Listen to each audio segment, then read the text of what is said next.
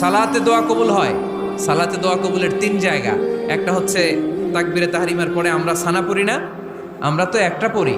আল্লাহর হাবিব সুন্নাহ এবং নফল নামাজে আরো পড়তেন সানা, ওই দোয়া কবুল হয়। 2 নম্বর জায়গা সালাতে সেজদায় পড়ে দোয়া করলে কবুল হয়। আকরাবু মা ইয়াকুনুল আবদু মির রাব্বিহি ওয়া হুয়া সাজিদ ফাকসিরু ফীহি দুআ। বান্দা যখন সেজদায় লুটিয়ে পড়ে বান্দা আল্লাহর সবচেয়ে কাছে চলে যায়। কিন্তু বিশ্বনবী বলে সেজদাটা তোমার রবের কুদরতি পায়ের উপরে পড়েছে। সেজদায় পড়ে দোয়া করেন।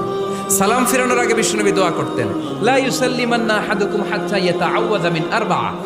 আল্লাহর হাবিব বললেন 4 জিনিস থেকে পানাহ না আছে আমার কোন উম্মত যেন সালাম না ফিরায়। তারা যেন পড়ে আল্লাহুম্মা ইন্নী আউযু বিকা মিন আযাবিল কবর, আউযু বিকা মিন আযাবি জাহান্নাম, আউযু বিকা মিন ফিতনাতিল মাহইয়া ওয়াল মামাত, আউযু বিকা মিন ফিতনাতিল মাসিহিদ দাজ্জাল।